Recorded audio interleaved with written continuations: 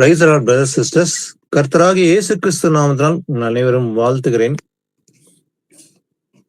இன்னைக்கு நாம பார்க்கிற தலைப்பு, ஒரு மனதோடு ஒரே சிந்தனையோடு முழு மனதோடு நாம் யாரோட ஐக்கியப்பட்டு இருக்க வேண்டும்.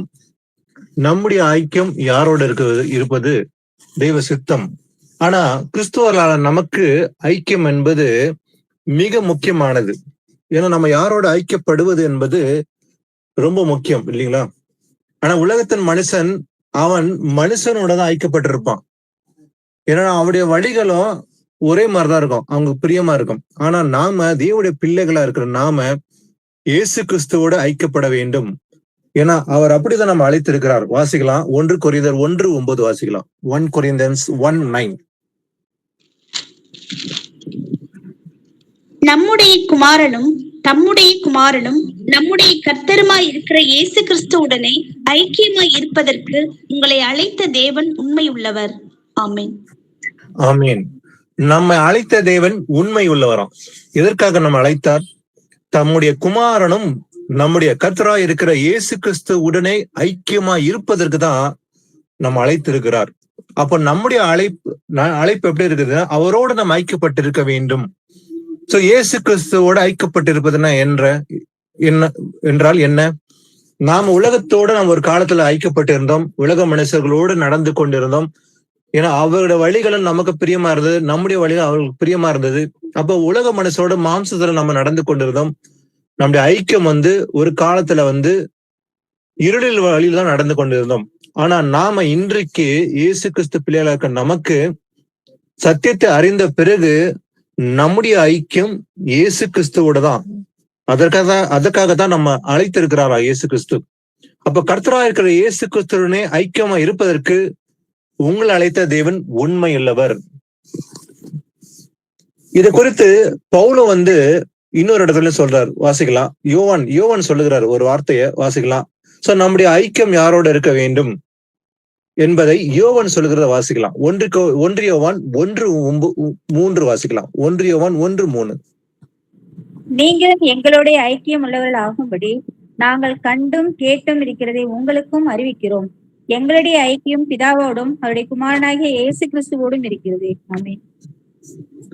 ஆமென்.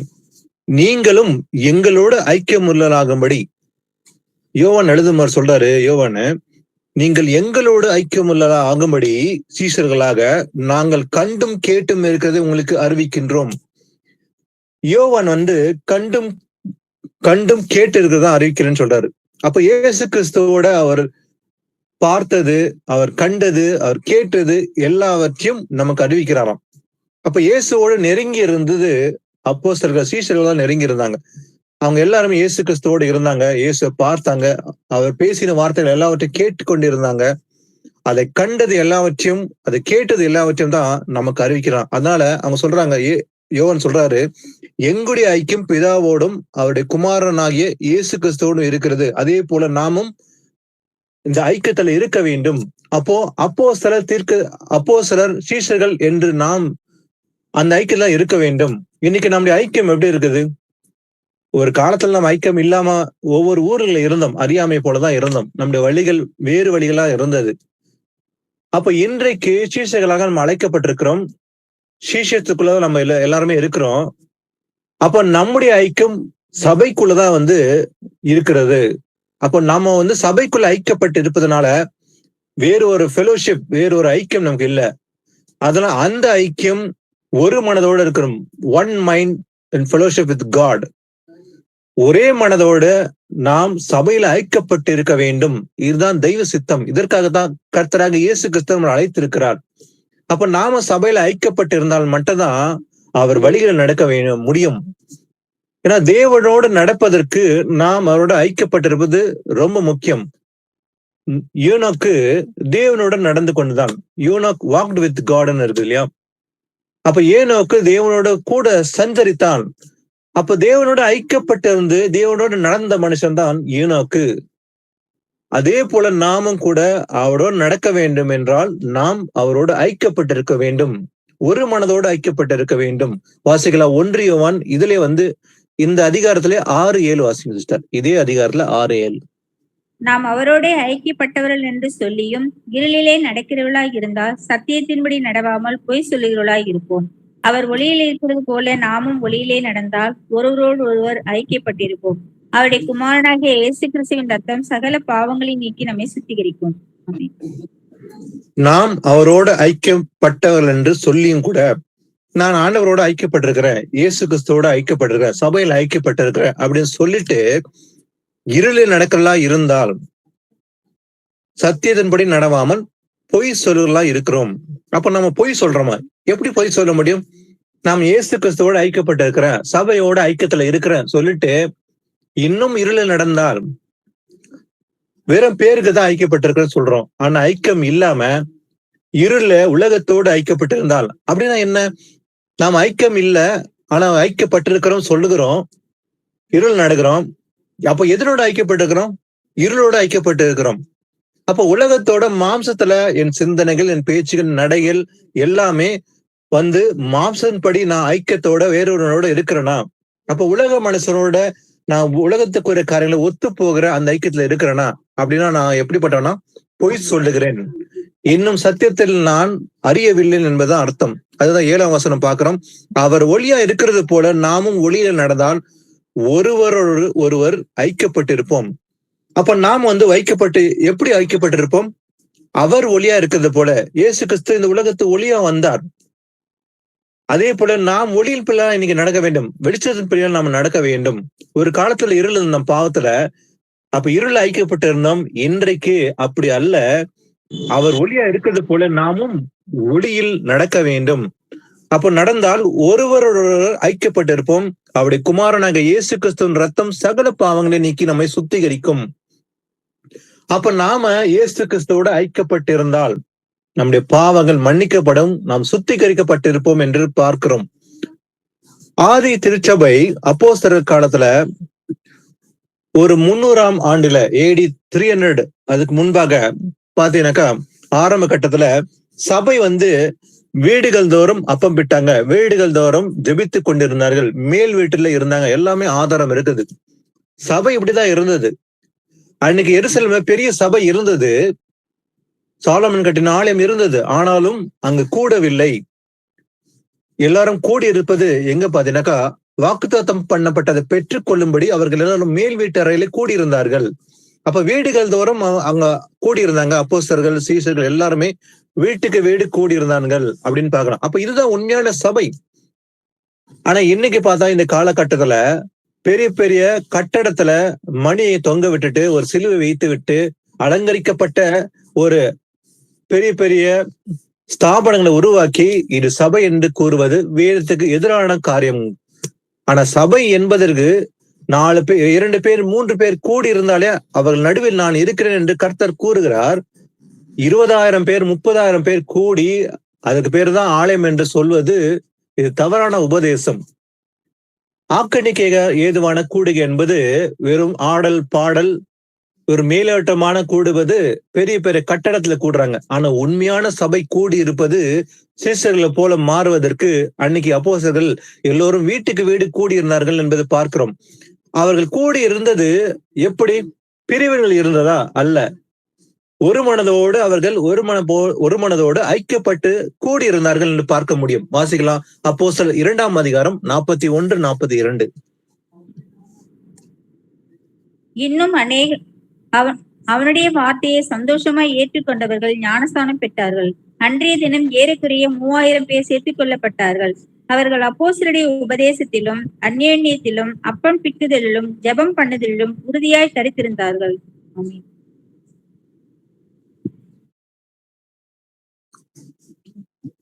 ஆமென். அவருடைய வார்த்தையை சந்தோஷமாய் ஏற்றுக்கொண்டவர்கள். பாருங்க, பேதுரு வந்து பிரசங்கம் பண்றாரு. அந்த இடத்துல எல்லாருக்கிட்டையும் வந்து வேதகம் எல்லார் கையிலும் கிடையாது. அன்னைக்கு நம்ம கையில இன்னைக்கு வந்து எல்லாருக்கிட்டையும் வந்து வேதகம் இருக்கிறது. எல்லா மொழியிலும் வந்து பிரிண்ட் செய்து கைகளில் கொடுக்கப்பட்டிருக்கிறது. ஆனாலும் இன்னைக்கு உலகத்தில் விசுவாசம் இல்லை, வேதம் இருக்குது, விசுவாசம் இல்லாத ஜனங்கள் தான் இருக்கிறாங்க. அன்றைக்கு படிப்பறிவு இல்லாத மக்கள் தான் அதிகமா இருந்தாங்க. அந்த 3000 பேர் வந்து கூடி இருந்தாங்க. அவங்க கையில வேதகம் இருந்ததா? இல்ல. ஆனா பேதுரு வந்து ஆவில நிறைந்து அவர் பேசுகிறார். பரிசுத்தாவியில் நிரப்பப்பட்டு பேசுகிற வார்த்தையை, அந்த சத்தியத்தை கேட்ட உடனே அவர்கள் குத்தப்பட்டார்கள். அத்தனை பேரும் நாங்கள் என்ன செய்ய வேண்டும் என்று கேட்கும்போது, கர்த்தராக இயேசு கிறிஸ்து நாமத்தில் ஞானஸ்நானம் பெற்றுக் கொள்ளுங்கள், அப்போது பரிசுத்தாவின் வரத்தை பெறுவீர்கள் என்று சொன்ன பிறகு அவர்கள் மனம் திரும்புவதற்கு ஏற்ற ஞானஸ்நானம் பெற்றுக் கொண்டார்கள். அதன் தொகை 3000 பேர் என்று பார்க்கிறோம். பெற்றுக்கொண்ட பிறகு அவங்க சும்மாவே இல்லை, அவங்க எல்லாரும் கூடி ஜெபித்தாங்க, வேதத்தை ஆராய்ந்தார்கள். பாருங்க, இன்னும் அநேக வார்த்தையினால் சாட்சி கூறி மாறுபாடு உள்ள இந்த சந்ததியை விட்டு விலகி உங்களை ரட்சித்துக் கொள்ளுங்க என்று புத்தி சொன்னான். பேதுரு புத்தி சொல்லி கொண்டிருந்தான். அப்போ வசனத்தின் அடிப்படையில அதுதான் இன்னைக்கு ஏன் கூடுகை அவசியம்? அன்புக்கும் நற்கரைக்கும் சபை கூடுதல், ஒருவருக்கொருவர் கவனித்து புத்தி சொல்வது என்பது சபை கூடுதல் தான். சபை கூடுவதே ஆடல் பாடல் என்பதுக்காக அல்ல என்பதை பார்க்கிறோம். ஆனா பேதுரு கூட பாருங்க, புத்தி சொன்னான்னு இருக்குது. அப்போ வசனத்தின் அடிப்படையில தான் அவங்களுக்கு ஆலோசனைகளை கூறினான். அது பிறகு என்ன நடந்தது? அவனுடைய வார்த்தையை சந்தோஷமா ஏற்றுக்கொண்டார்கள். கேட்கிறவர்கள் அவங்க ஒரு மனதோட என்ன பண்ணாங்க, அந்த 3000 பேரை ஞானஸ்நானம் பெற்றுக்கொண்டார்கள். அந்த வார்த்தையை கேட்டார்கள், விசுவாசத்தோடு கேட்ட அவர்கள் சந்தோஷமா ஏற்றுக்கொண்டார்கள். வசனத்தை ஏற்றுக்கொண்ட உடனே ஞானஸ்நானம் பெற்றார்கள். அன்றைய தினம் ஏறக்குற 3000 பேர் சேர்த்து கொள்ளப்பட்டார்கள். அப்ப சபை வளர்ந்தது. ஆதி திருச்சபை அதிகமாக வளர்ந்து விருத்தி அடைந்தது என்று பார்க்க முடியும். அதே போல அவர்களே ஒரு மனது இருந்தது. அவங்கள பார்க்கும்போது ஒரு மனது என்பது இருந்தது. அவர்கள் அப்போஸ்தலருடைய உபதேசத்திலும் சரி, அந்யோன்யத்திலும் சரி, அப்பம் பிட்குதல், ஜெபம் பண்ணுதல், இது எல்லாத்திலுமே உறுதியா தரித்திருந்தார்கள். அப்படி என்றால் என்ன? ஒரே மனசுதான், உறுதியா இருந்தாங்க எல்லாருமே.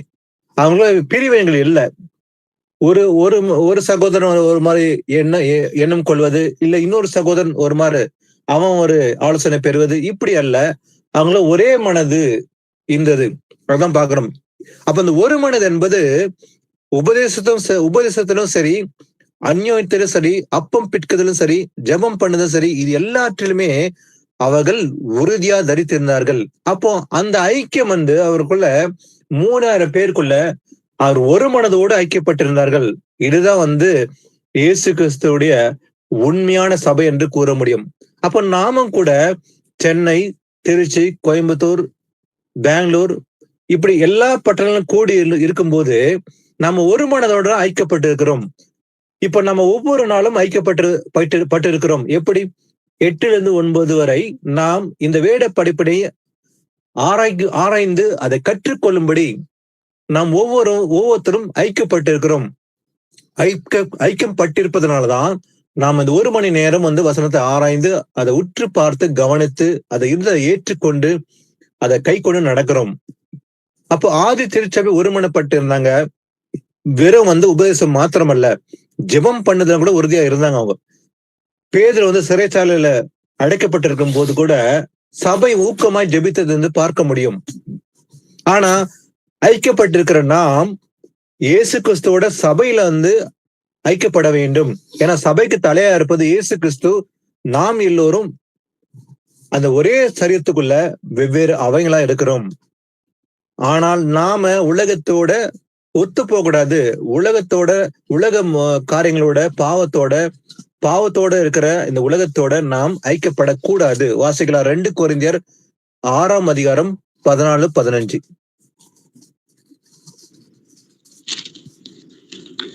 அந்நிய நுகத்திலே அவிசுவாசிகளுடன் பிணைக்கப்படாதிருப்பீர்களாக.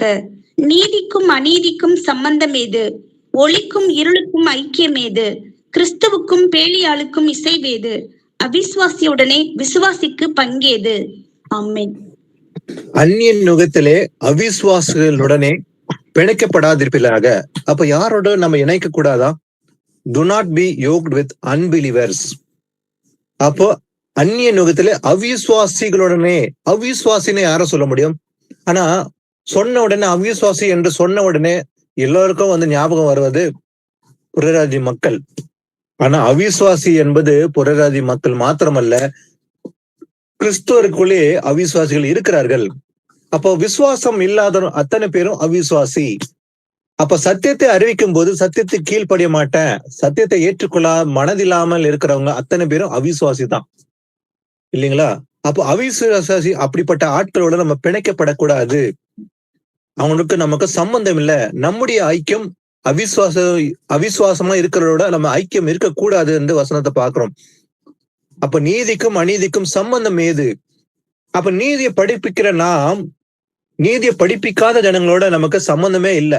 அதனால அவங்களோட நம்ம ஐக்கியம் இல்ல. அப்ப ஒளிக்கும் இருளுக்கும் ஐக்கியம் ஏது? அப்ப பாவத்துக்கும் பரிசுத்தத்துக்கும் ஐக்கியமே கிடையாது இல்லைங்களா? அதனால கிறிஸ்துவுக்கும் பேலியாளுக்கும் இசைவேது, அவிசுவாசியுடனே விசுவாசிக்கு பங்கேது. அப்ப அவிசுவாசியுடனே நமக்கு பங்கு அல்ல, அவங்களுக்கு நமக்கு சம்பந்தம் அல்ல. நாம் அவ்வளவுதான் இருப்போம். இந்த உலகத்துல அவிசுவாசம் நிறைந்த உலகம் தான் இருக்குது. ஒரு சிலர் மட்டும்தான் வசனத்தை ஏற்றுக்கொண்டு உண்மையான சீசர்களாக இன்னைக்கு வீடுல கூடியிருந்து ஆதி திருச்சபையை போல நம்ம கற்பனை கை கொள்வதனால இந்த விசுவாசம் ரொம்ப குறைவா தான் இருக்குது. ஆனா உலகம் முழுவதும் இன்னைக்கு அவிசுவாசம் நிறைந்த உலகம்.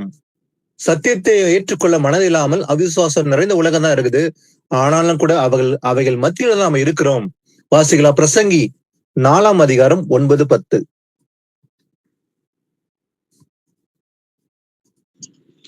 ஒண்டியாய் இருப்பதிலும் இருவர் கூடி இருப்பது நலம். அவர்களுடைய பிரயாசத்தினால் அவர்களுக்கு நல்ல பலன் உண்டாகும். ஒருவன் விழுந்தால் அவன் உடனாளி அவனை தூக்கி விடுவான். ஒண்டியாய் இருந்து விழுகிறவனுக்கு ஐயோ, அவனை தூக்கிவிட துணை இல்லையே. ஆமென். ஒண்டியாய் இருப்பதிலும் இருவர் கூடி இருப்பது நலம் இல்லைங்களா? எங்கே இருவர் மூவர் என் நாமத்தினால் கூடி இருப்பார்களோ அவர்கள் நடுவில் நான் இருக்கிறேன் என்று இயேசு கிறிஸ்து வாக்குத்தத்தம் பண்ணார். அது உண்மை, அது பொய் அல்ல. 2 பேர் ஒரு மனதோடு கூடியிருந்தால் அவர் நடுவில் இருப்பேன்னு சொன்னார் இயேசு கிறிஸ்து இல்லைங்களா? அப்ப ஒன்றியா இருப்பதிலும் இருவர் கூடி இருப்பது நலம். ஏன்னா ஒன்றியா இருந்தா விழுந்து போய்வான். அவருடைய பிரயாசத்தினால் அவர்களுக்கு நல்ல பலன் உண்டாகும் 2 பேர் கூடி இருந்தால் என்று பார்க்கிறோம். அப்ப ஒருவன் விழுந்தால் அவன் உடனாளி அவனை தூக்கி விடுவான். அப்ப 2 பேர் இருக்கும்போது ஒரு நன்மை உண்டு. அப்ப ஒருவன் விழும்போது விசுவாசத்துல இன்னொருத்தன விசுவாசத்துல திடமா இருந்து தூக்கி விடுவான். அதனால 2 பேர் இருப்பது நலம் என்று பார்க்கிறோம். அப்ப ஒண்டியா இருந்து விழுகிறவனுக்கு ஐயோ, அவனை தூக்கி விட துணை இல்லையே. அதனாலதான் ஆதாமுக்கு ஏற்று துணையே ஆண்டவர் ஏவாளை உண்டு பண்ணினார். தனிமை இருப்பது நல்லதல்ல என்று. அப்போ ஒரு மனுஷன் தனியா இருப்பது நல்லதே கிடையாது. அப்ப 2 பேர் கூடி இருப்பது நல்லம் என்று பார்த்தோம். இயேசு கிறிஸ்து இதுதான் சொல்றாரு. எப்போ நம்ம ஜெபம் கேட்கப்படும்? 2 பேர் கூடி இருந்தால்தான். வாசிக்கலாம். மத்தேயு 18:19-20 வாசிங்க சிஸ்டர். அல்லாமலும் உங்களில் 2 பேர் தாங்கள் வேண்டிக் கொள்ள போகிற எந்த காரியத்தை குறித்தாகிலும் பூமியிலே ஒருமனப்பட்டிருந்தால் பரலோகத்தில் இருக்கிற என் பிதாவினால் அது அவர்களுக்கு உண்டாகும் என்று உங்களுக்கு சொல்லுகிறேன். ஏனெனில் 2 பேராவது 3 பேராவது என் நாமத்தினாலே எங்கே கூடி இருக்கிறார்களோ அங்கே அவர்கள் நடுவிலே இருக்கிறேன் என்றார். ஆமென். பாருங்க, ஏசப்பா சொல்றாரு, உங்கள் 2 பேர் தாங்கள் வேண்டிக் கொள்ள போகிற எந்த காரியத்தை குறித்து ஆகிலும், எந்த காரியமா இருக்க அதுக்கு தெய்வ சித்தப்படி இருந்தா பரவாயில்ல.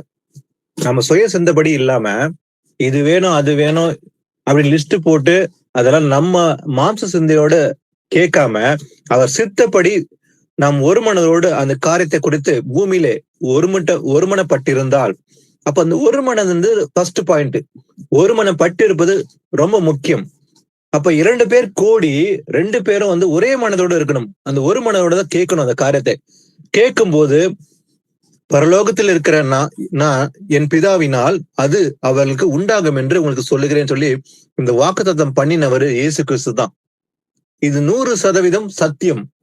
2 பேர் ஒருமனப்பட்டு இயேசு கிறிஸ்துவோட அந்த காரியத்தை வேண்டிக் கொள்ளும் போது அதை வாய்க்க செய்வேன் என்று வாக்குத்தத்தம் பண்ணுகிறார். பரலோகத்தில் இருக்கிற என் பிதாவினால் அது அவர்களுக்கு உண்டாகும் என்று உங்களுக்கு சொல்லுகிறேன். நம்முடைய பரலோக பிதா இயேசு கிறிஸ்து. நாம் வேண்டிக் கொள்கிற காரியம் ஒரு மனதோடு 2 பேர் இருந்தாலே போதும். 2 பேர் மினிமம் ஒரு மனப்பட்டிருந்தால், அப்போ 10 பேர் 20 பேர் ஒருமனப்பட்டா எவ்வளவு நலமா இருக்கும். அப்போ ஒருமனப்பட்டு அத்தனை பேரும் சபையில வேண்டிக் கொள்கிற காரியத்தை கர்த்தர் வாய்க்க பண்ணுவார். அதே போலதான் பவுலும் சீலாவும் அங்க சிறையில அடைக்கப்பட்டிருந்த போது அவர்கள் தலைக்கீழா தொங்க வைக்கப்பட்டிருந்தார்கள். ஆனா அவங்க பயந்தாங்களா இல்ல வருத்தப்பட்டாங்களா? அல்லவே அல்ல. அவங்க என்ன செஞ்சாங்க? வாசிக்கலாம். அப்போஸ்தலர் 16:25 வாசிக்கலாம்.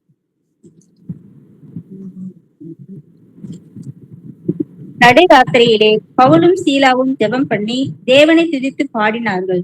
காவலில் வைக்கப்பட்டவர்கள் அதை கேட்டுக் கொண்டிருந்தார்கள்.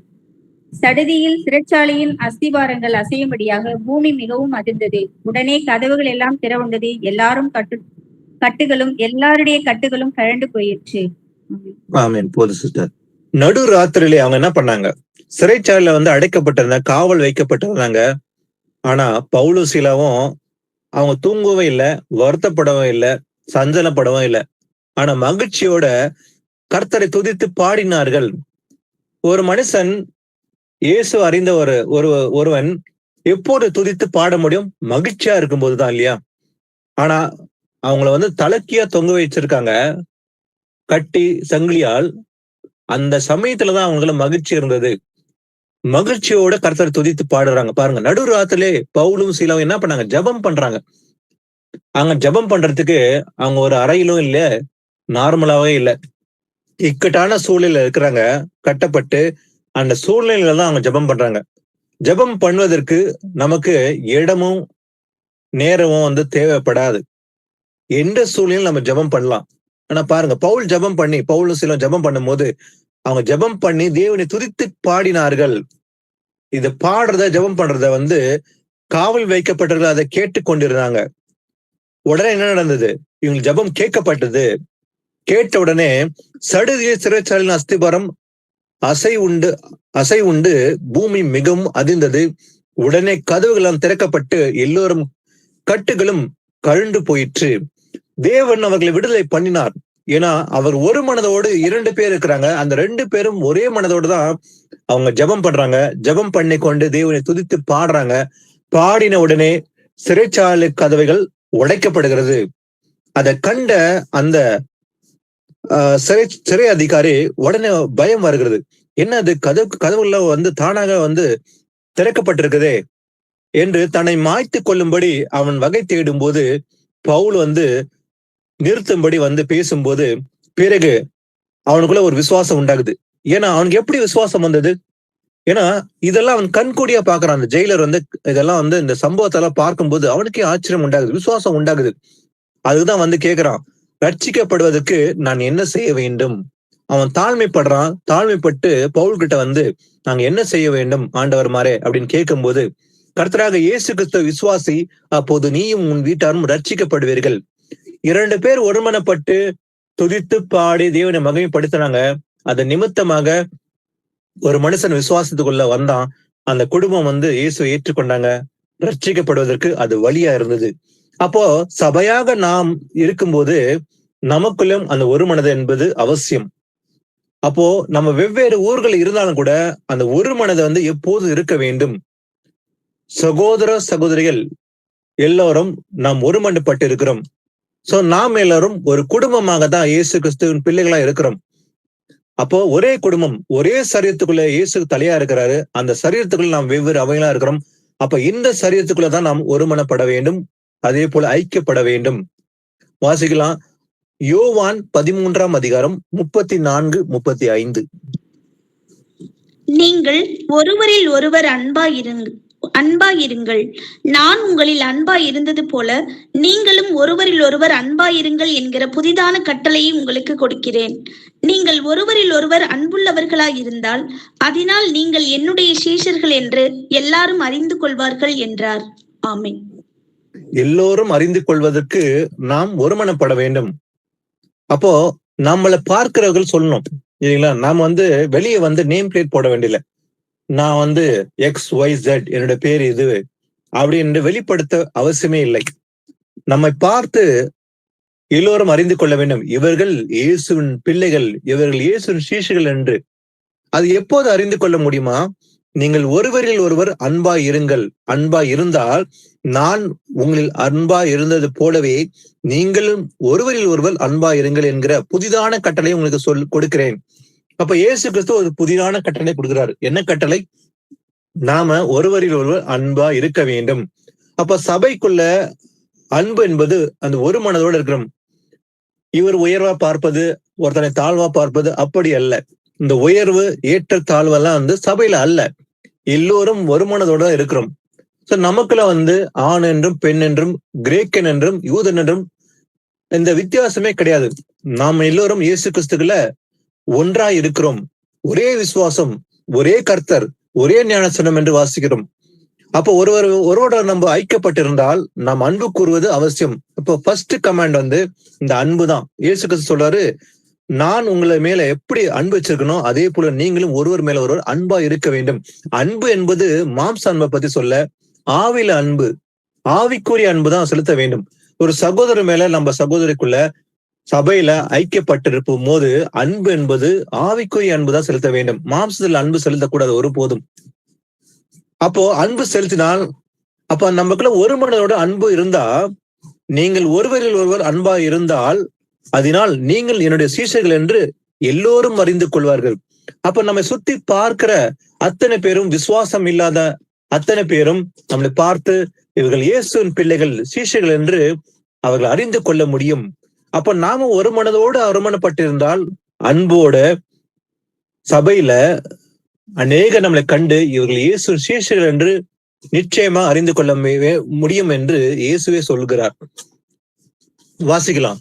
அந்த ஒரு மனது என்பது ஆதி திருச்சபையில வாக்கு தத்தத்தை பெறும்படி அவர்கள் மேல் வீட்டு அறையில் ஒருமனப்பட்டிருந்தார்கள். எப்படி வாசிக்கலாம்? அப்போஸ்தலர் 1:14 வாசிக்கலாம்.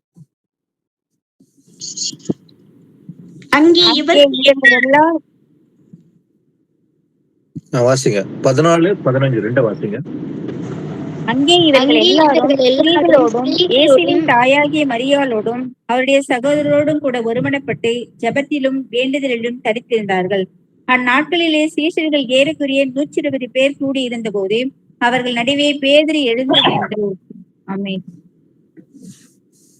ஆமென். அங்கே அவர்கள் எல்லோரும் ஸ்திரீகளோடும் இயேசுவின் தாயாராகிய மரியாளோடும், அங்க எத்தனை பேர் இருந்தாங்களா? 120 பேர் கூடியிருந்தார்கள். எந்த இடத்துல? ஒரு பெரிய மணி கட்டின ஒரு பெரிய ஆலயமோ இல்ல சாலமன் கட்டின ஆலயமோ அங்க அல்ல. அவங்க எல்லாரும் மேல் வீட்டு அறையிலே கூடியிருந்தார்கள் என்று பார்க்கிறோம். எத்தனை பேர்? 120 பேர் கூடியிருந்தார்கள்.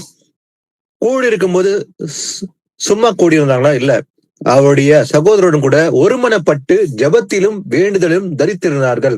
அந்த 120 பேரும் ஒரே மனதோட ஒருமனப்பட்டு ஜெபத்திலும் வேண்டுதலும் தரித்து கொண்டிருந்தார்கள். எதற்காக? இயேசு கிறிஸ்து சொன்னார் இல்லையா, அவர் வாக்கு கொடுத்தார், வாக்குத்தத்தம் பண்ணார், பரிசுத்தாவை தருவேன்னு சொல்லி. அந்த பரிசுத்தாவை பெற்றுக் கொள்ளும்படிதான் ஒரே மனதோடு ஜெபத்தில வேண்டுதலும் அவர்கள் அந்த மேல் வீட்டில தரித்திருந்தார்கள், பெற்றுக்கொண்டார்கள் என்று பார்க்கிறோம். வாக்குத்தத்தம் பண்ணப்பட்டதை அவர்கள் பெற்றுக்கொண்டார்கள். அவங்க எப்படி ஒரு மனதோடு இருந்தாங்க? அந்த ஒரு மனதோடு இருந்தபோது அந்த ஒரு மனதின் நிமித்தமாகவே அவர்கள் வாக்குத்தத்தம் பண்ணப்பட்டதை பெற்றுக்கொண்டார்கள் என்று நாம் பார்க்க முடியும். அப்போஸ்தலர் 4:31-33 வாசிக்கலாம்.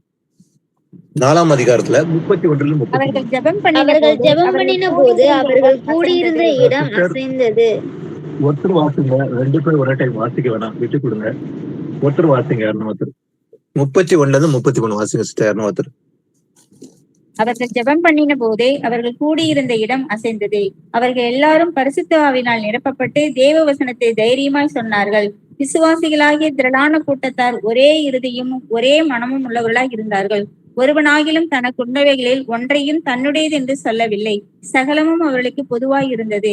கர்த்தராகிய இயேசுவின் உயிர்த்தெழுதலை குறித்து அப்போஸ்தலர்கள் மிகுந்த பலமாய் சாட்சி கொடுத்தார்கள். அவர்கள் எல்லார் மேலும் பூரண கிருபை உண்டாயிருந்தது. ஆமென். இதுதான் உண்மையான ஒரு மனது. அப்போஸ்தலர், தீர்க்கதரிசிகள், சீஷர்கள் எல்லோருமே அன்னைக்கு சபையில ஒருமனப்பட்டு இருந்தது ஒரு அற்புதமான காரியம் என்று பார்க்க முடியும். ஏன்னா அவர்கள் ஜெபம் பண்ணின போது அவள் கூடியிருந்த இடம் அசைந்தது. ஏன்னா அந்த ஜெபம் கேட்கப்பட்டது. அது வல்லமை உள்ள ஜெபம், ஊக்கமா செய்யப்படுது. அந்த ஜெபத்தை ஆண்டவர் கேட்டாரு. அதனால அந்த இடமே அசைக்கப்பட்டது. அவர்கள் எல்லோரும் பரிசுத்தாவினால் நிரப்பப்பட்டு தேவ வசனத்தை தைரியமே சொன்னார்கள். அப்ப அந்த ஒரு மனதோடு கூடி இருக்கிறதுனால அந்த இடம் அசைந்தது என்று பார்க்க முடியும். பரிசுத்தாவினால் நிரப்பப்பட்டு அவங்க என்ன பண்ணாங்க? தேவ வசனத்தை தைரியமா பிரசங்கம் பண்ணினார்கள். ஏன்னா ஹோலி ஸ்பிரிட் தான் நம்மளை பேச வைக்கிறது இல்லைங்களா? இன்னைக்கு நாம பேசுறதுலாம் நாம அல்ல, நம்முடைய முயற்சியே அல்ல. அப்போ நம்ம வாய்களை திறந்து பேச வைப்பது தேவ பலத்தினால் என்று பார்க்க முடியும். அப்ப பரிசுத்த ஆவியானவர் நமக்குள்ள இருந்து நம்முடைய வாய்களை திறந்து பேச வைப்பார். அப்ப விசுவாசிகள் ஆகிய திரளான கூட்டத்தார் ஒரே இருதயம், அவங்க எப்படி இருந்தாங்க? ஒரே இருதயமா இருந்தது. அப்ப அந்த ஒன்னஸ் என்றது இருத்துல இருந்து, அப்ப அவங்களுக்குள்ள எல்லாருக்குள்ளே ஒரே சிந்தனை, ஒரே வார்த்தை என்ற ஒரே இருதயம் இருந்தது. ஒரே மனம் உள்ளவர்களா இருந்தார்கள் என்று பார்க்க முடியும். அப்ப ஒருவன் ஆகிலும் அவங்க என்ன பண்ணாங்க? செல்பிஷ்னஸ் இல்ல அவங்களுக்குள்ள. இது என்னதுப்பா, இது என்னுடையது என்று அவங்க சொல்லாம, ஒருவன் ஆகிலும் ஒன்றையும் தன்னுடையது என்று சொல்லாம, இது என்னது என்று சொல்லாம, சகலமும் அவர்களுக்கு பொதுவாய் இருந்தது. ஏன்னா அவங்க வைக்கும் போது எல்லா காரியத்தையும் அவங்க பாருங்க, அவங்களோட தேவைகள் குறைச்சலுக்கு அவங்க எல்லாருமே அப்போஸ்தலர்கள் காலடியில கொண்டு வந்து கொடுக்குறாங்க. அது எல்லாமே அந்த பணத்துல கொண்டு வந்து கொடுக்கும்போது அது எல்லாரும் பங்கிட்டு சமமாக கொடுக்கப்பட்டது. ஏன்னா அந்த ஒரு மனது என்பது ஆதி திருச்சபையில் இருந்தது என்று பார்க்க முடியும். என்னுடையது என்று சொல்லாம அதை எல்லோருக்கும் பகிர்ந்து கொடுக்கும்படி அந்த ஒரு மனது என்று அந்த அன்பு அவங்களுக்கு இருந்தனால அவங்களை யாருமே அசைக்க முடியல. ஆனா சபை துன்பப்பட்டது என்று பார்க்க முடியாத சமயத்துல, ஆனாலும் சிதறி போன எங்கும் உள்ளவர்கள் சுவிசேஷத்தை பிரசங்கம் பண்ணினார்கள். அவங்க ஒருபோதும் பயப்படவே இல்லை. புறப்பட்டு போய் அவங்க சுவிசேஷத்தை அறிவித்தாங்க. இதுதான் உண்மையான ஆதி திருச்சபை என்று பார்க்க முடியும். சீஷர்கள் எழும்பினாங்க. அங்க பெரிய எழுப்புதல் இருந்துச்சு. 3000 பேர் எழும்பி ஒரு மனதோடு செய்யற காரியங்களை பார்க்கிறோம். இன்னைக்கு 3000 பேர் ஒரே நேரத்துல ஒரு நிமிஷத்துல சத்தியத்தை கீழ்படி நடக்கிறது பார்ப்பது ஒரு அற்புதமான விஷயமா தான் இருக்க போகுது. இன்னைக்கு அதை பார்க்கவே முடியாது இல்லைங்களா? ஆனா ஆதி திருச்சபை இருந்த அந்த ஒரு மனது நிமித்தமாகவே அப்படி இருந்தது. சங்கீதம் 133:1 வாசிக்கலாம். இதோ சகோதரர் ஒருமித்து வாசம் பண்ணுகிறது எத்தனை நன்மையும் எத்தனை இன்பமுமானது. ஆமீன். ஆமீன். பாருங்க, சகோதரர் சகோதரருக்குள்ள இருக்கிற அந்த ஒரு மனது, அவன் ஒருமனப்பட்டு சபையில ஒருமித்து இருப்பதே, அவன் வாசம் பண்ணுறது எப்படி இருக்குதான், அது எத்தனை நன்மை எத்தனை இன்பமா இருக்குது என்று தாவீது சொல்லுகிறார். சகோதரர்கள் ஒருமனப்பட்டு இருந்தால் அது அந்த இடத்துல இயேசு கிறிஸ்து அவங்க நடுவில் இருக்கிறார். ஏன்னா அப்போஸ்தலர்கள் சீஷர்கள் எல்லாமே அவங்க வீடுல கூடி இருக்கும்போது, அங்க ஒரு மனது இருக்கும்போது அவங்க ஒருமித்து வாசம் பண்ணினாங்க. ஏன்னா அவங்களுக்குள்ள என்னது, அவங்களுக்கு இன்பம் இருந்தது, சமாதானம் இருந்தது, சந்தோஷம் இருந்தது. அப்போ சகோதரர்கள் நாமும் கூட சபையில ஒருமனப்பட்டு இருக்கும்போது அது எவ்வளவு இன்பமா இருக்குது என்று வேர்த்து பார்க்கிறோம். அது எவ்வளவு நன்மை, எத்தனை நன்மையும் எத்தனை இன்பமா இருக்குது என்று பார்க்கிறோம். ஆனால் சத்தியத்தை அறிந்த பிறகு நம்முடைய ஐக்கியம் உலக மக்களோடு இருக்கக்கூடாது. ஏன்னா அப்படிப்பட்ட ஆட்களை விட்டு விலக வேண்டும் என்று வேதம் எச்சரிக்கிறது. வாசிக்கலாம், ரோமர் 16:17.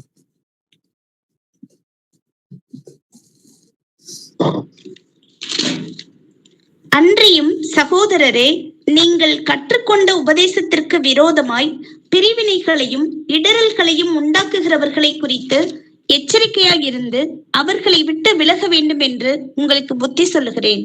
ஆமீன். பவுல் புத்தி சொல்கிறார் ரோமாபுரி உள்ள சபைக்கு.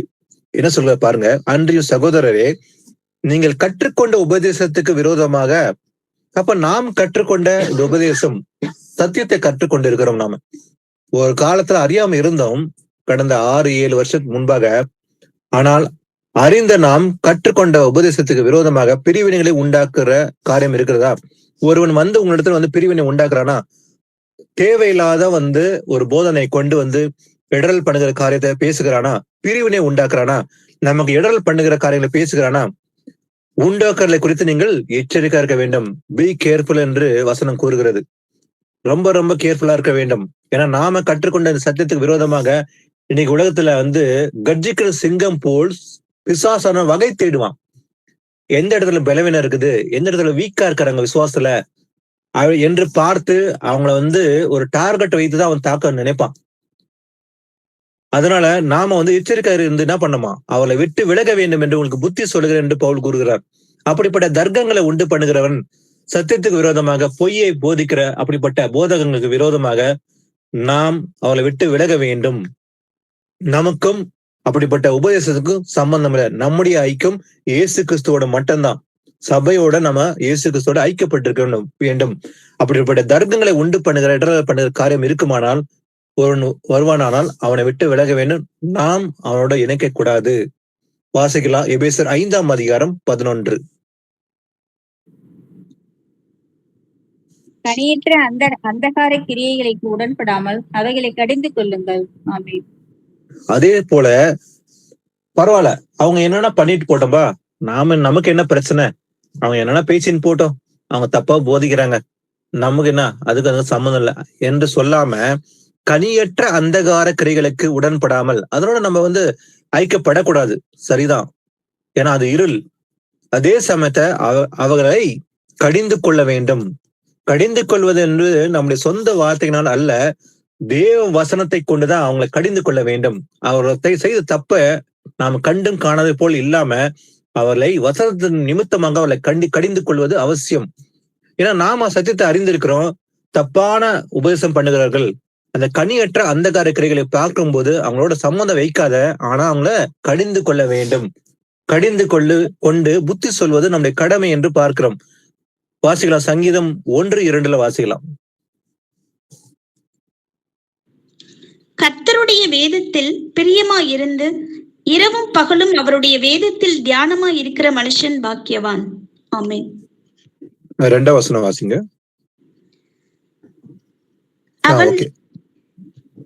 வாசிங்க சிஸ்டர், பரவாயில்ல, வாசிங்க. அவன் நீர்க்கால்களின் ஓரமாய் நடப்பட்டு தன் காலத்தில் தன் கனியை தந்து இலை உதிராதிருக்கிற மரத்தை போல் இருப்பான். அவன் செய்வதெல்லாம் வாய்க்கும்.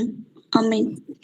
ஆமென். பாருங்க, ஆனா இந்த கனியற்ற அந்தகார கிரியைகளோட நாம உட்படாம நம்ம அவளை விட்டு விலகி இயேசு கிறிஸ்துவோட நம்ம ஐக்கியப்பட்டிருந்தால் எப்படி இருக்கும்? அது நலமா இருக்கும். அதுதான் இங்க பார்க்கிறோம், துன்மார்க்குடைய ஆலோசனையின் இல்லாம நடவாமல்.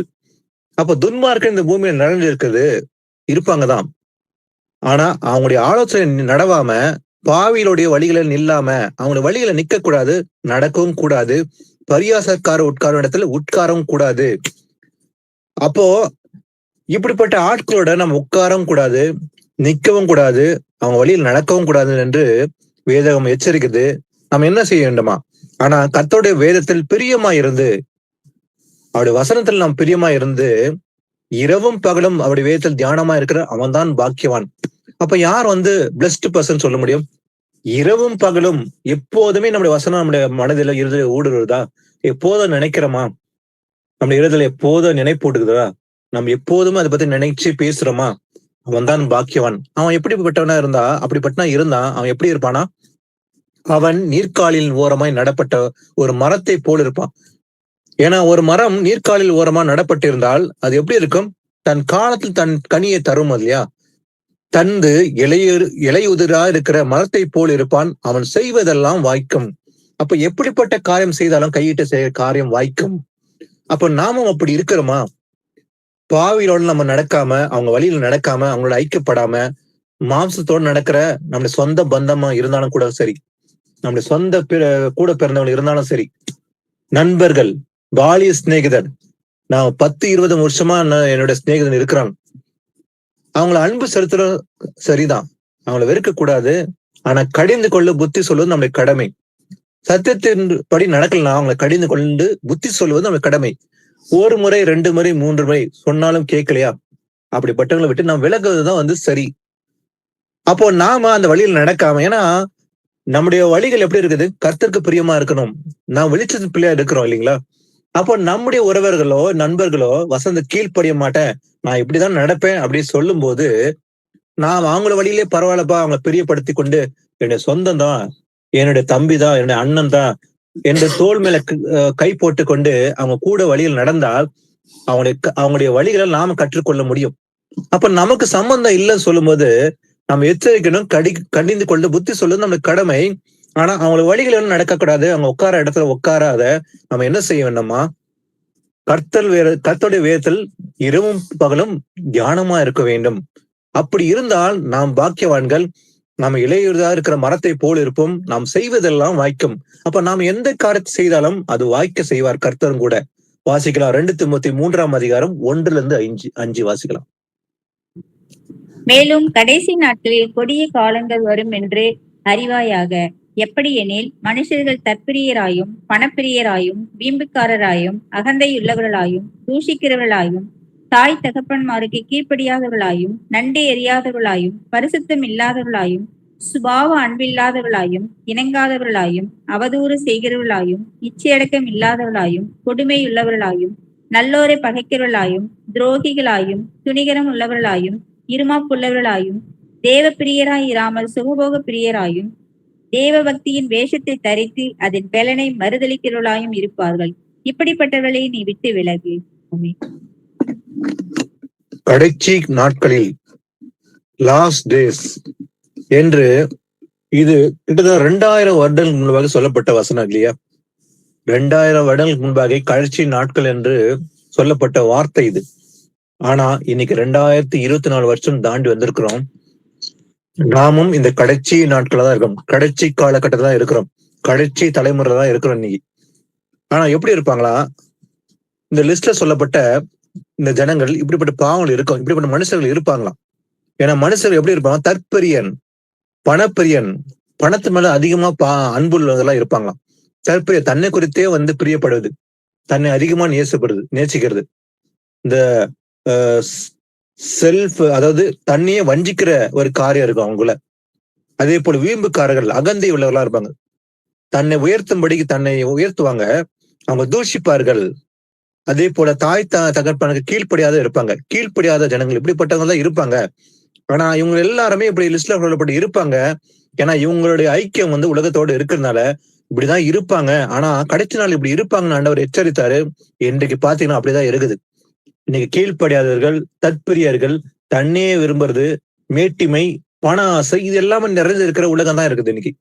இன்னைக்கு கர்த்தரை தேடுகிற பிள்ளைகள் ரொம்ப ரொம்ப கம்மி. கை எண்ண கூட அவளுக்கு தான் இருக்குது இன்னைக்கு, இல்லைங்களா? எத்தனை பேர்னு எண்ணலாம், அந்த அளவுக்கு ரொம்ப குறைச்சலா தான் இருக்குது இன்னைக்கு. கிறிஸ்துவல் பேர் பெற்றிருக்கலாம், ஆனா சத்தியத்துமே நடக்கிறது ரொம்ப ரொம்ப குறைவு. இப்படி இருக்கிறதுனால ஏன்னா இவங்க என்ன பண்ணுவாங்களாம், இவங்க எல்லாருமே தேவ பக்தியின் வேஷத்தை தரித்து அதன் பலனை மறுதலிக்கிறதா இருப்பாங்க இவங்க. ஆனா தேவ பக்தியின் வேஷம் இருக்கும் எப்படின்னா, வெளித்தோட்டத்தில் காண்பிப்பாங்க. நான் ஞாயிற்றுக்கிழமை வேத கையில பிடித்து கொண்டு போவேன், என்னுடைய கடமை முடிந்து விட்டது, 1.5 மணி நேரம் 2 மணி நேரம் நான் சபைக்கு போய் விட்டால் என் கடமை முடிந்து விட்டது. இதுதான் தேவ பக்தியா? இல்ல. ஆனா இப்படிப்பட்டவர்கள் இருப்பாங்க, ஆனா வசனம் கீழ்ப்படிய மாட்டாங்க. ஆனா இவங்க எல்லாமே அதன் பலனை மறுதலிக்கலாம் இருப்பாங்க. இப்படிப்பட்டவர்கள் இருக்கும்போது நம்ம பார்க்கும்போது அவங்களை விட்டு நீங்க விலக வேண்டும். அப்படிப்பட்டவர்களோட நமக்கு சம்பந்தம் அல்ல, அப்படிப்பட்டவர்களோட நமக்கு ஃபெலோஷிப் இல்லைன்னு சொல்லிதான் பார்க்கிறோம். பிலிப்பு 1:27 வாசிக்கலாம்.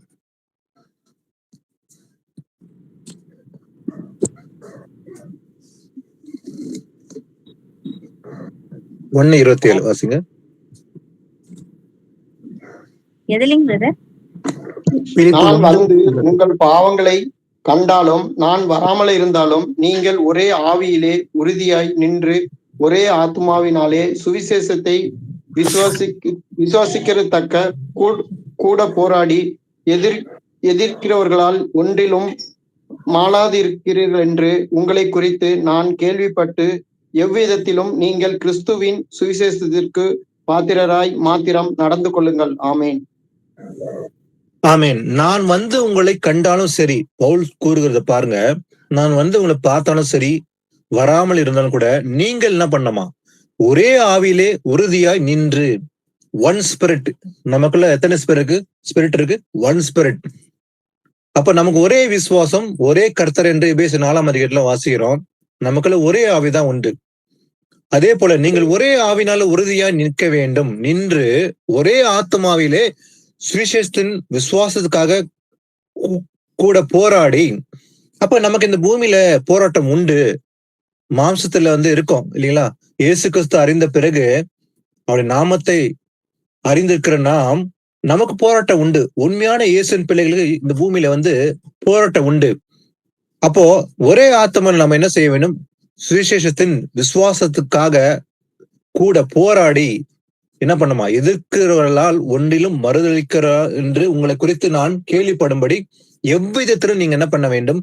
நீங்கள் கிறிஸ்துவின் சுவிசேஷத்துக்காக பாத்திரராகவும் மாத்திரம் நடந்து கொள்ள வேண்டும். இது நமக்கு கொடுக்கப்பட்ட கட்டளை. அப்போ ஒரே ஆவியில நம்ம என்ன பண்ணுமா, போராட்டம் உண்டு, அதுக்காக போராட வேண்டும். அப்போ சீஷர்களாக இருக்க நமக்குள்ள ஒரு மனதோட இருக்கும்போது நமக்கு இந்த பூமியில போராட்டம் இருக்கும். இயேசு கிறிஸ்து வருகை மட்டும் விசுவாசின் போராட்டம் உண்டு. அப்போ நாம் போராடும்படி நம்ம கொடுக்கப்பட்டது. இந்த பூமியில வந்து உபத்திரம் உண்டுன்னு சொல்லி இயேசப்பா சொல்றார். ஆனாலும் திடன் கொள்ளுங்கள், நான் உலகத்தை ஜெயித்தேன். நமக்குள்ள ஒரு சமாதானம் உண்டு. இயேசு கிறிஸ்து நாமத்தின் நிமித்தமாக போராட்டமும் உண்டு. அப்ப ஒரு மனோடு இருக்கிற நமக்கும் உண்டு. ஆதி திருச்சபை போராடினது. அப்போஸ்தலர் காலத்துல போராட்டம் இருந்தது. அவங்க எல்லாருமே உபத்திரப்பட்டாங்க என்று பார்க்க முடியும். வாசிகள 1 கொரிந்தியர் 10ஆம் அதிகாரம் 15-17. 10 chapter 15-17. உங்களை புத்திமான்கள் என்று எண்ணி பேசுகிறேன். நான் சொல்லுகிறதை நீங்களே நிதானித்து பாருங்கள். நாம் ஆசிர்வதிக்கிற ஆசிர்வாதத்தின் பாத்திரம் கிறிஸ்துவினுடைய இரத்தத்தின் ஐக்கியமா இருக்கிறதல்லவா? நாம் பிற்கிற அப்பம் கிறிஸ்துவினுடைய சரீரத்தின் ஐக்கியமா இருக்கிறதல்லவா? அந்த ஒரே அப்பத்தில் நாம் எல்லாரும் பங்கு பெறுகிறபடியால் அநேகரான நாம் ஒரே அப்பமும் ஒரே சரீரமுமா இருக்கிறோம். ஆமென். ஆமீன். நம்முடைய ஐக்கியம் கூட சபையில எப்படி இருக்குதா, நம்ம ஐக்கியப்பட்டிருக்கும் போது சபையில வந்து நாம வந்து பரிசுத்த பந்தி பங்கு கொள்றோம் இல்லைங்களா? அது எப்படி இருக்குது பாருங்க. அதாவது உங்களை புத்திமான் கண்டு எண்ணி பேசுகிறேன். என்ன விஷயம்? நான் சொல்லுகிறதை நீங்கள் நிதானித்து பாருங்கள். ஏன்னா நாம் ஆசீர்வதிக்கிற ஆசீர்வாதத்தின் பாத்திரம் கிறிஸ்துவனுடைய ரத்தத்தின் ஐக்கியமா இருக்கிறது அல்லவா? அப்போ நாம வந்து ஐக்கியப்பட்டதான் வந்து பரிசுத்த பந்தியில பங்கு கொள்றோம் இல்லைங்களா? ஏன்னா இது எப்படிப்பட்டது? கிறிஸ்துவுடைய ரத்தத்தின் ஐக்கியம் என்று பார்க்கிறோம். அதனால நாம் பிற்கிற அப்பம் கிறிஸ்துவனுடைய சரீரத்தின் ஐக்கியமா இருக்கிறது அல்லவா? அப்ப நாம வந்து பங்கு கொள்ளும் போது ஒரே ஐக்கியத்துக்குள்ள இயேசு கிறிஸ்துவோட ஐக்கியப்படுறோம் அவர் சரீரத்துல. அதே போல அவர் ரத்தத்தில் ஐக்கியப்படுறோம் நம்ம எல்லாருமே. அந்த ஒரே அப்பத்தில் நாம் எல்லோரும் பங்கு பெறுகிறபடியால் அநேகரான நாம் கூட ஒரே அப்பமும் ஒரே சரீரமா இருக்கிறோம். அப்போ அநேகரான நாம வந்து வெவ்வேறு பட்டணங்கள் இருக்கலாம். இருந்தாலும் கூட எப்படி இருக்கிறோமா, நாம் ஒரே அப்பமும் ஒரே சரீரமா இருக்கிறோம்.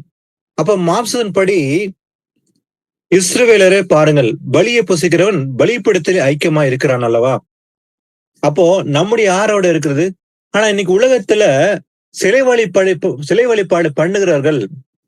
யாரோட ஐக்கியப்பட்டிருப்பாங்க? சிலையோட ஐக்கியப்பட்டு இருப்பான். ஆனா நாம யாரோட ஐக்கியப்பட்டிருக்கிறோம்? இயேசு கிறிஸ்துவோட சரீரத்தில் ஐக்கியப்பட்டு இருக்கிறோம், அவர் ரத்தத்துல ஐக்கியப்பட்டு இருக்கிறோம் என்று பார்க்கிறோம்.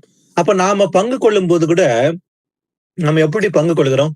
ஒரு மனதோடு, மனஸ்தாபம் இல்லாம சபையில வந்து கிறிஸ்துவ சரீரத்துல அவருடைய ரத்தத்துல வந்து நம்ம ஐக்கியப்பட்டு இருக்கிறோம் என்று பார்க்கிறோம். அதனாலதான் வந்து நாம வந்து சபை வந்து கூடுதல்ல நம்ம எல்லோரும் ஒருமனப்பட்டதான் அந்த ஐக்கியத்துல பங்கு கொள்கிறோம் என்று பார்க்கிறோம். வாசிகள ரோமர் 12ஆம் அதிகாரம் 4-5. ஏனெனில் நமக்கு ஒரே சரீரத்திலே அநேக அவயவங்கள் இருந்தும் எல்லா அவயவங்களுக்கும் ஒரே தொழில் இராதது போல அநேகராகிய நாமும் கிறிஸ்துவுக்குள் ஒரே சரீரமாய் இருக்க ஒருவருக்கொருவர் அவயவங்களாய் இருக்கிறோம். ஆமென். பாருங்க, நமக்கு ஒரே சரீரத்திலே அநேக அவயங்கள் இருந்தும் கூட, அப்ப நம்முடைய சரீரத்துல ஒரே சரீரம், நமக்கு அந்த சரீரத்துல வெவ்வேறு அவயங்கள் இருக்குது இல்லையா? கண் வாய் பேசுது, கண் பார்க்கிறது, இது எல்லாமே வந்து அது வேலையை செய்கிறது அவயங்கள்ல சரீரத்துல. ஆனா எல்லாமே ஒரே வேலை செய்தா இல்ல, வெவ்வேறு வேலையை செய்து, ஆனா ஒரே சரீரத்துக்குள்ள இருக்குது. அப்போ எல்லா அவயங்களிலும் ஒரே தொழில் இராதது போலவே அப்போ சபையில கூட அதே போலதான் நம்ம ஐக்கியப்பட்டிருக்கிறோம். அந்த சரீரத்துலதான் இருக்கிறோம், ஒரே சரீரம் இயேசு கிறிஸ்துக்குள்ள நம்ம ஐக்கியப்பட்டிருக்கிறோம். ஆனா வெவ்வேறு அவயங்களா நாம் இருக்கிறது போலவே நாம் எப்படி இருக்கிறோமோ அநேகராக நாம் கிறிஸ்துவுக்குள்ள ஒரே சரீரமா இருக்க ஒருவருக்கொருவர் அவங்களா இருக்கிறோம். அப்ப நமக்கும் அதே போல ஐக்கியப்பட்டிருக்கிறோம். ஆனாலும் கூட நமக்கு எல்லாருமே ஒரே செயல் இல்லை. நமக்கு கொடுக்கப்பட்ட வேலை ஒரே மாதிரி இருப்பது போல ஒரே மாதிரி இருக்காது இல்லைங்களா? ஏன்னா சபையில வந்து ஒவ்வொருத்தருக்கும் ஒரு வேலை கொடுத்திருப்பாரு. ஒருவன் உதவிக்காரர் போல வேலை செய்வான், ஒருவன் வந்து போதிப்பான், ஒருவன் வந்து தீர்க்கதரிசி சொல்வான்.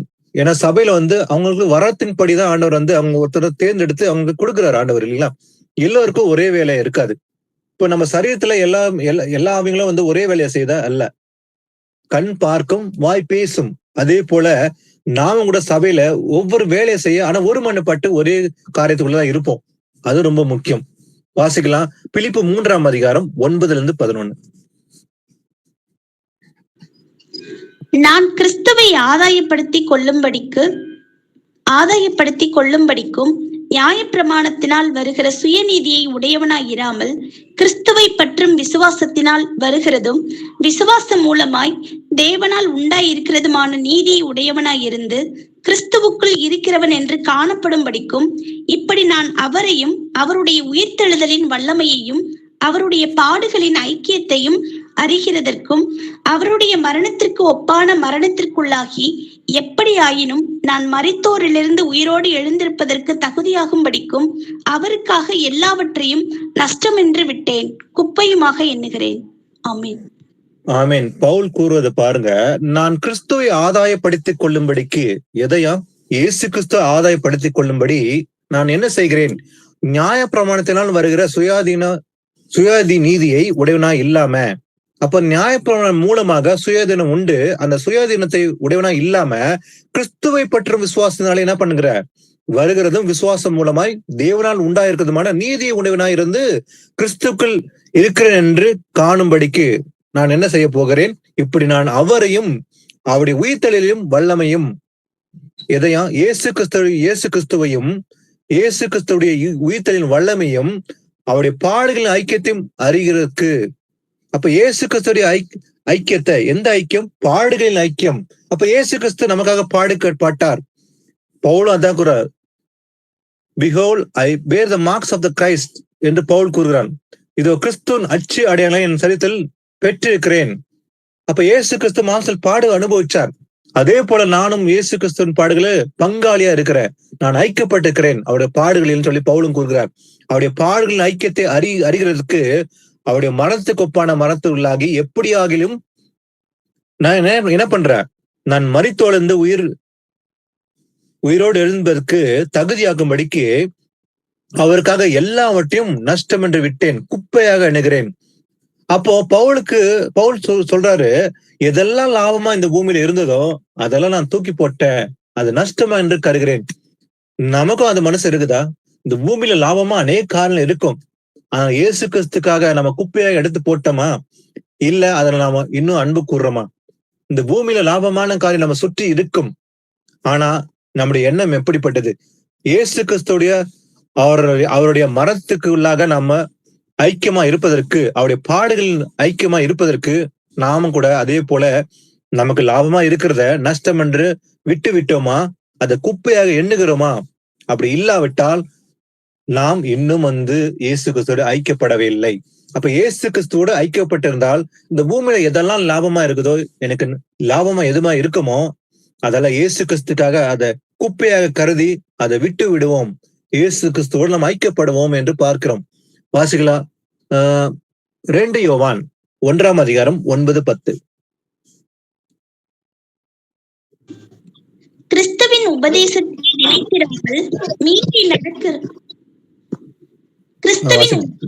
நிலைத்திராமல் மீறி நடக்கிற எவனும் தேவனை உடையவன் அல்ல. கிறிஸ்துவின் உபதேசத்தில் நிலைத்திருக்கிறவனோ பிதாவையும் குமாரனையும் உடையவன். ஒருவன் உங்களிடத்தில் வந்து இந்த உபதேசத்தை கொண்டு வராமல் இருந்தால் அவனை உங்கள் வீட்டிலே ஏற்றுக்கொள்ளாமலும் அவனுக்கு வாழ்த்துதல் சொல்லாமலும் இருங்கள். அவனுக்கு கிறிஸ்துவின் உபதேசத்திலே நிலைத்திராமல், அப்ப இயேசு கிறிஸ்துடைய உபதேசத்தில் நிலைத்திராம மீறி நடக்கிற எவனும், அப்ப வசனம் சொல்லுறோம், அந்த வசனத்தை கேட்க மாட்டேன், சத்தியத்தை சொல்லும் போது கேட்கலையா, மீறி நடக்கிறானா? அப்போ எவனும் தேவனை உடையவன அல்ல. அப்படிப்பட்டவன் கிறிஸ்துவின் உபதேசத்தில் நிலைத்திருக்கிறான் எவனோ பிதாவையும் குமாரனையும் உடையவன். அப்ப கிறிஸ்துவின் உபதேசம் நிலைத்திருந்தால் அவன் தான் பிதாவையும் குமாரனையும் உடையவன். நிலைத்தில்லாம மீறி நடக்கிறானா அவன் தேவன் உடையவன் அல்ல. அப்ப நாம என்ன செய்ய வேண்டும்? அப்படிப்பட்டவன நான் வசனம் பேசுறேன், சத்தியம் சொல்றேன், அறிவிக்கிறேன், ஆனா அந்த உபதேசம் கேட்க மாட்டான், கீழ்ப்படிய மாட்டான், அவன் மீறி நடக்கிறானா? அப்ப நாம் என்ன செய்ய வேண்டுமா? ஒருவர் உங்களிடத்தில் வந்த இந்த உபதேசத்தை கொண்டு வராம இருந்து அவனை உங்கள் வீட்டில ஏற்றுக்கொள்ளாமலும் அவனுக்கு வாழ்த்துதல் சொல்லாமலும் இருங்கள். அப்போ ஒரு முறை 2 முறை சொல்றோம், 3ஆவது முறையும் ட்ரை பண்றோம், சொல்லி பாக்குறோம், அவங்க கேட்கவே இல்லை. அப்ப நாம் என்ன செய்ய வேண்டும்? அவனை உங்கள் வீட்டில ஏற்றுக்கொள்ளாதீங்க, அவனுக்கு வாழ்த்துதலும் சொல்லவும் கூடாதாம். பிரைஸ் தி லார்ட் பிரதர் என்று சொல்லவும் கூடாது என்று வேதம் எச்சரிக்கிறது. ஏன்னா இந்த உபதேசம் மீறி நடக்கிறான், ஏற்றுக்கொள்ளவே மாட்டான். ஏன்னா உபதேசம் என்பது கிறிஸ்துவனுடையது இல்லைங்களா? கிறிஸ்துவ உபதேசம் என்று 9ஆம் வசனத்துல வாசிக்கிறோம். அப்ப இயேசு கிறிஸ்துடைய பேசுகிற சத்திய அந்த வசனத்தை கேட்கலனாக்கா, அதை மீறி நடக்கிறான்னா, கேட்டும் கூட நிலைத்தில்லாம நடக்கும் போது நாம் என்ன செய்யணும்? அவனை ஏற்றுக்கொள்ளாதீங்க, அவனுக்கு வாழ்த்துதல் கூட சொல்லவும் கூடாது என்று வேதம் எச்சரிக்குது. பரவாயில்லப்பா, என்னுடைய சொந்த நண்பன் 20 வருஷமா எனக்கு என்னோட கூட நெருங்கி இருக்கிறான், ஆனா அவன் ஏற்றுக்கொள்ள மாட்டான். ஆனா நான் அன்பு செலுத்துறேன்னு சொல்லி மாய்மாலமாக மாம்சல அன்பு செலுத்தினான். நாம வசனம் மீறி நடக்கிறோம். அப்ப 10ஆம் வசனம் சொல்லுகிறது, அவன் மீறி நடந்தால் அவனை விட்டு விலக வேண்டும், அவனுக்கு வாழ்த்துதல் கூட சொல்லக்கூடாது என்று வசனம் சொல்லுகிறது. அப்ப மாம்சத்துல நம்ம அன்பு செலுத்த போகக்கூடாது, ஆவில தான் அன்பு செலுத்த வேண்டும். நம்முடைய ஐக்கியம் ஒரு மனதோட ஒரே ஆவில தான் ஐக்கியப்படுவது சபையில தான் என்று பார்க்கிறோம். வாசிக்கலாம். அடுத்தது 1 தீமோத்தேயு 6ஆம் அதிகாரம் 3-4. ஒருவன் நம்முடைய கர்த்தராகிய இயேசு கிறிஸ்துவின் ஆரோக்கியமான வசனங்களையும் தேவ பக்திக்கேற்ற உபதேசங்களையும் ஒப்புக்கொள்ளாமல் வேற்றுமையான உபதேசங்களை போதிக்கிறவனானால் அவன் இருமாப்புள்ளவனும் ஒன்றும் அறியாதவனும் தர்க்கங்களையும் வாக்குவாதங்களையும் பற்றி நோய் கொண்டவனுமாய் இருக்கிறான். அவைகளாலே பொறாமையும் சண்டையும் தூஷணங்களும் பொல்லாத சம்சயங்களும் உண்டாகி கெட்ட சிந்தை உள்ளவர்களும் சத்தியம் இல்லாதவர்களும் தேவ பக்தியை ஆதாய தொழில் என்று எண்ணுகிறவர்களுமாய் இருக்கிற மனுஷர்களால் உண்டாகும் மாறுபாடான தர்க்கங்களும் பிறக்கும். இப்படிப்பட்டவர்களை விட்டு விலகு. ஆமென். ஆமென். இங்கேயும் பார்க்கிறோம், ஒருவன் நம்முடைய கர்த்தராக இயேசு கிறிஸ்துவின் ஆரோக்கியமான வசனங்களை தேவ பக்தி கேட்ட உபதேசங்களையும் ஒப்புக்கொள்ளாம அதை ஏற்றுக்கொள்ள மாட்டேன்னு சொன்னானாக்கா, அதே சமயத்துல அவன் வேற்றுமையான உபதேசங்களை போதிக்கிறானா, தப்பா சத்தியத்தின்படி இல்லாம ஒரு வேற்றுமையான உபதேசம் போதித்தால் அவன் இருமாப்புள்ளவன், ஒண்ணுமே அறியாதவன் என்று வேதம் கூறுகிறது. அவன் அறியாம தனக்கு மாம்சம் தோன்றுவதற்காக தான் பேசுறானா, ஒன்றும் அறியாதவனும் தர்க்கங்களை வாக்குவாதங்களை உண்டு பண்றான். அப்போ வசனத்தை போதிக்கும் போது வாக்குவாதம் இருக்கக்கூடாது, தர்க்கங்கள் இருக்கக்கூடாது. அப்போ ஒருத்தன் பேசும்போது தர்க்கம் இருக்குதா, வாக்குவாதம் இருக்குதா, அப்படிப்பட்டவன் என்ன பண்ணோமா, அவனை விட்டு விலக வேண்டும் என்று எச்சரிக்குது. அப்படிப்பட்டவனோட நமக்கு சம்பந்தமே இல்லை, அப்படிப்பட்டவன ஐக்கியம் அல்ல, அப்படிப்பட்டவனை விட்டு விலக வேண்டும் என்று வேதம் எச்சரிக்கிறது. ஆனா ஆதி திருச்சபை ஒரு மனதோடு இருந்தது பார்க்கிறோம் இல்லைங்களா? ஆதி திருச்சபை அப்போஸ்தலர்கள் இருந்த காலத்துல அவங்க ஒரு மனதோடு இருந்தாங்க. அவங்க ஜெபிக்கும் போது கூட ஒரு மனதோடு ஜெபித்தார்கள். பவுல் சிறையில அடித்த போது, பவுல் அல்ல, பேதுரு சிறையில இருக்கும் போது சபை ஊக்கமா ஜெபித்தது. ஆனா அந்த ஊக்கமா ஜெபித்ததுனாலதான் பேதுரு விடுதலை பண்ணப்பட்டார். ஒரு தேவதூதனை அனுப்பி ஆண்டவர் பேதுரு விடுதலை பண்ணார். வாசிக்கலாம். அப்போஸ்தலர் 12:5. அப்படியே பேதுரு சிறைச்சாலையிலே காக்கப்பட்டிருக்கையில் சபையார் அவனுக்காக தேவனை நோக்கி ஊக்கத்தோட ஜெபம் பண்ணினார்கள். ஆமென். பேதுரு சிறையில இருக்கும்போது சபை தூங்கல. பரவாயில்லப்பா, பேதுரு அப்புறம் ரிலீஸ் ஆகி வருவாருப்பா, பாத்துக்கலாம் என்று அவர்கள் ரிலாக்ஸ் பண்ணவே இல்லை. அவங்க எல்லாருமே என்ன பண்ணாங்க, ஒரு மனதோடு வீடுல கூடி ஒரு மனப்பட்டு கூடி ஜபித்தார்கள். சிறையில இருக்கும்போது அவங்க என்ன பண்ணாங்க, சபையார் அவனுக்காக தேவனை நோக்கி ஊக்கத்தோட ஜெபம் பண்ணினார்கள். இதுதான் உண்மையான ஒரு மனது இல்லைங்களா? சபை ஊக்கமா ஜெபம் பண்ணது, ஒரு மனதோடு அவங்க ஒருமித்து ஜெபம் பண்ணாங்க. ஜெபம் கேட்கப்பட்டது. கேட்கப்பட்ட பிறகு பேதுரு விடுதலை பண்ணப்பட்டார். ஒரு தேவதூதன் பேதுரு விடுதலை பண்ணார் என்று பார்க்கிறோம். அப்போ நாமும் கூட சபையில் நம்முடைய கடமை என்ன? அப்போ நம்முடைய கடமை அதுதான், ஒரு மனதோடு ஊக்கமா ஜெபம் பண்ணுவது நம்முடைய கடமை.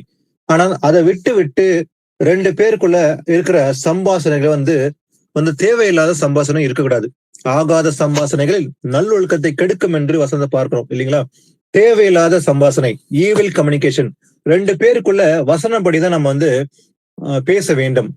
இந்த கம்யூனிகேஷன் என்பது ரெண்டு பேருக்கு உள்ள இருக்கிற உரையாடல் இல்லைங்களா? ரெண்டு பேர் போன் இருக்குது, ரெண்டு பேர் போன்ல பேசும்போது எப்படி இருக்க வேண்டும்? ரெண்டு பேர் வசனப்படி பேசுறாங்களா, தேவ சித்தத்தின்படி நன்மையானதை பேசுறாங்களா, அது தேவனுக்கு பிரியமா இருக்கும், அது ஆவிக்குள்ள வளர்ச்சிக்கும் நல்லது.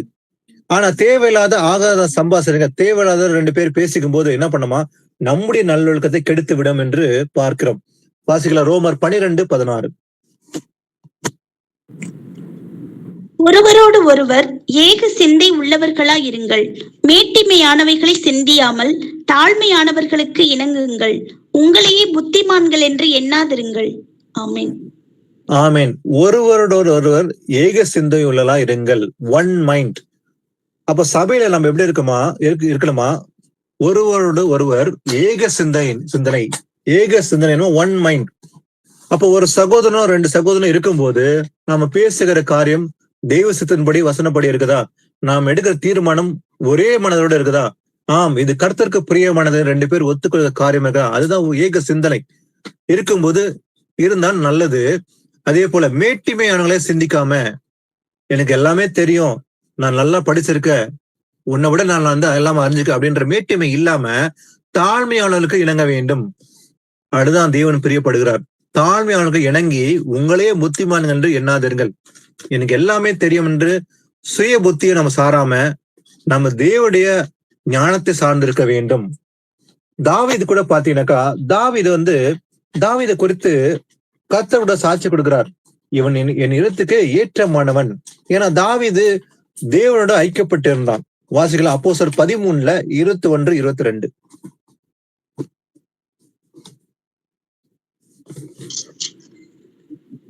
அது முதல் தங்களுக்கு ஒரு ராஜா வேண்டும் என்று கேட்டுக்கொண்டார்கள். அப்படியே தேவன் பென்யமீன் கோத்திரத்தானாகிய கீசுடைய குமாரனான சவுலை 40 வருஷ காலமாய் அவர்களுக்கு கொடுத்தார். பின்பு அவர் அவனை தள்ளி தாவீதை அவர்களுக்கு ராஜாவாக ஏற்படுத்தி, ஈசாயின் குமாரனாகிய தாவீதை என் இருதயத்திற்கு ஏற்றவனாக கண்டேன், எனக்கு சித்தமானவைகளை எல்லாம் அவன் செய்வான் என்று அவனை குறித்து சாட்சியும் கொடுத்தார். ஆமென்.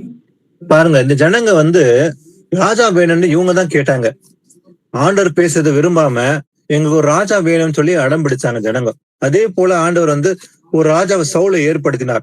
சாமுவேல் தீர்க்கதரிசி மூலமாக சவுலை வந்து அபிஷேகம் பண்ணினார். ஆனா சவுல் வந்து தேவ சித்தப்படி நடக்கவே இல்லை. அவன் தன் வழியிலேயே வந்து ஆண்டவருக்கு விரோதமா நடக்கும்போது சவுலை தள்ளி விட்டார். ஏன்னா அவங்கதான் விரும்பி கேட்டாங்க. பிறகு சவுலை தள்ளிவிட்டு தாவீதை ராஜாவாக ஆண்டவர் வந்து அபிஷேகம் பண்ணினார். பின்பு அவர் அவனை தள்ளி தாவீதை அவருக்கு ராஜாவாக ஏற்படுத்தி, ஆண்டவர் ஈசாயின் குமாரனாக தாவீதை என் இடத்துக்கு ஏற்றமானவனாக கண்டேன் சொல்லி சொன்னது யாரு? கர்த்தர் தான் சொல்றாரு இல்லைங்களா?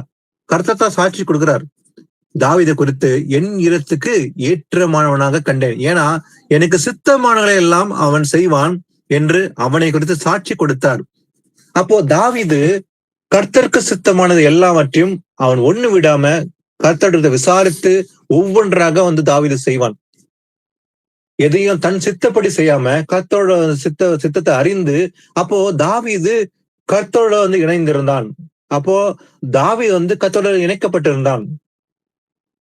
அதனாலதான் கர்த்தர் என்னன்னா நினைச்சாரோ அவர் நினைச்சது எல்லாமே தாவீது செய்து முடித்தான்.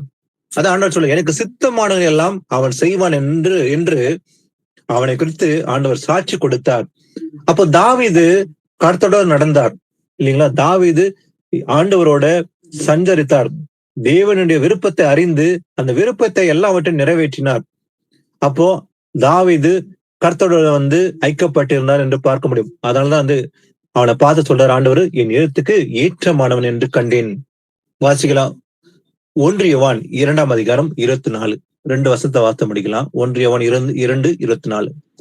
ஆகையால் ஆதி முதல் நீங்கள் கேள்விப்பட்டது உங்களில் நிலைத்திருக்க கடவது.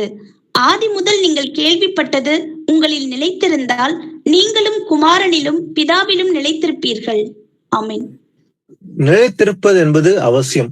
இன்னைக்கு நான் இயேசு கிறிஸ்துவை விசுவாசிக்கிறேன், இன்னைக்கு வந்து விசுவாசமா நடக்கிறேன். ஆனா நாளைக்கு இல்ல இயேசு கிறிஸ்து வரைக்கும் மட்டும், அதுதான் வந்து முக்கியம். நிலைத்திருப்பது என்பது அவசியம். அப்போ ஆதி முதல் நீங்கள் கேள்விப்பட்டது உங்களில் இருக்க கடவது. இன்னைக்கு மாத்திரமல்ல, ஒவ்வொரு நாளும் நமக்கு நிலைத்திருக்க வேண்டும். அப்போ ஆதி முதல் நீங்க கேள்விப்பட்டது உங்களுக்கு நிலைத்திருந்தால் நீங்கள் குமாரனிலும் பிதாவினும் நிலைத்திருப்பீர்கள். அப்ப நாம இயேசுவோட ஐக்கப்பட்டு நிலைத்திருக்க முடியும். எப்போது? ஆதி முதல் கேள்விப்பட்டது நம்ம வந்து நிலைத்திருக்கணும். அந்த வசனத்துல நினைத்தனால் மட்டுமே அவருக்குள்ள நம்ம நிலைத்திருக்க முடியும். கடைசி வாஸ்து முடிக்கலாம். ரோமர் 12:16. கடைசி வாஸ்து முடிச்சிடலாம். ஒருவரோடு ஒருவர் ஏக சிந்தை உள்ளவர்களாய் இருங்கள். மேட்டிமையானவைகளை சிந்தியாமல் தாழ்மையானவர்களுக்கு இணங்குங்கள். உங்களையே புத்திமான்கள் என்று எண்ணாதிருங்கள். ஆமென். கடைசியா ஒருவனோட நம்ம ஐக்கப்பட்டிருக்க வேண்டும். ஏக சிந்தனையோடு இருந்து மேட்டிமையான சிந்திக்காம தாழ்மைகளுக்கு இணங்கி உங்களையும் புத்திமான் என்று நினைக்காம அவரோட நம்ம ஐக்கப்பட்டு இருக்க வேண்டும். சோ இது வரைக்கும் இயேசு கிறிஸ்துவோட நம்ம ஐக்கப்பட்டிருக்க வேண்டும். ஒரு மனதோடு இருக்கிற ஐக்கியம் தான் சபையில ரொம்ப முக்கியம். Fellowship with God in one mind. இதுதான் ஆண்டவர் எனக்கு கொடுத்த வசனங்கள் இல்லைங்களா? 1 கொரிந்தியர் 1:9 படி நாம் யாருக்குள்ள நிலை கொண்டு இருக்க வேண்டும், யாரோட ஐக்கப்பட்டிருக்க வேண்டும்? தம்முடைய குமாரனும் நம்முடைய கர்த்தருமாய் இருக்கிற இயேசு கிறிஸ்துவுடனே ஐக்கியமாய் இருப்பதற்கு உங்கள் அழைத்த தேவன் உண்மையுள்ளவர். அப்ப இயேசு கிறிஸ்து நம்மளை அழைத்தவர், அவர் உண்மையுள்ளவர். எப்படி அழைத்திருக்கார்? அவரோட நம்ம ஐக்கப்பட்டிருக்க வேண்டும். அப்போ அவரோட ஐக்கப்பட்டிருந்து முடிவரை நிலைத்திருந்தால் இயேசுடைய வருகையில் நாம் அவரோட பங்கு கொள்வோம், அவருடைய ராஜ்யத்தை பெற முடியும் என்று பார்க்கிறோம். சோ இது வரைக்கும் ஆவியானவர் சபைக்கு வெளிப்படுத்துற இந்த வார்த்தைகளுக்காக நன்றி செலுத்தி ஒரு ஜெபத்தோட இந்த பைபிள் ஸ்டடியை முடிக்கலாம். சோ நம்மில் ஒருவர் யாருன்னா ஒரு முடிவு ஜெபத்தை, இந்த வசனம் கேட்டோம் இல்லையா, அந்த வசனத்தின்படி நம்ம அறிக்கையிட்டு அவரோட ஐக்கியப்படுவோம் என்று ஒரு ஜெபத்தோடு முடிக்கலாம். யாருன்னா ஒரு ஜெபம் பண்ணுங்க பிரதர்ஸ் சிஸ்டர்ஸ்.